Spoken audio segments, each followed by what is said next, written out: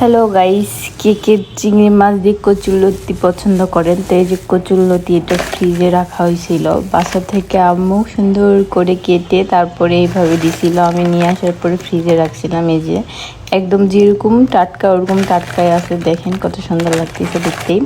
তো আমি পেঁয়াজ, আলু, মরিচ সব কিছু একদম কেটে নিলাম। আমার কচুরলতি কাটা লাগেনি, কারণ মা আগে থেকে কেটে দিছিল। তো তারপর এই যে আমি এগুলো সব সুন্দর করে কেটে ধুয়ে নিচ্ছিলাম, তরকারি উঠাই দিব এই জন্য। তো আপনারা কি কি কচুরলতি পছন্দ করেন অবশ্যই কমেন্ট করে বলবেন। এটা আমার অনেক পছন্দের একটা জিনিস। এই যে চিংড়ি মাছগুলো সুন্দর ছিল, একদম ফ্রেশ। চিংড়ি মাছগুলো ধুয়ে নিচ্ছিলাম। এরপরে চিংড়ি মাছের কষা আমি খুলে তারপরে রান্না করি। অনেকে এইভাবে রান্না করে, কিন্তু এটা আমার ভালো লাগে না, কারণ এটা খাওয়ার সময় একটু বিরক্ত লাগে। এই যে দেখতেছেন কত সুন্দর ফ্রেশ হয়ে গেছে।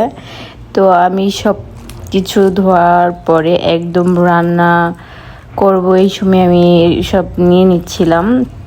তো তরকারি মাখানোর জন্য এখন তো মশলার প্রয়োজন। তো সব রকমের মশলা এখানে দিয়ে দিয়েছি গাইস।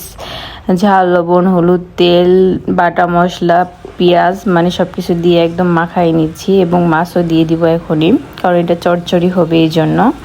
তো এই তো প্রায় হয়ে এসেছে, দেখেন কি সুন্দর। আর যারা যারা এরকম সুন্দর কচুরলতি রান্না খেতে চান, তারা অবশ্যই রান্না করে খাবেন। ধন্যবাদ।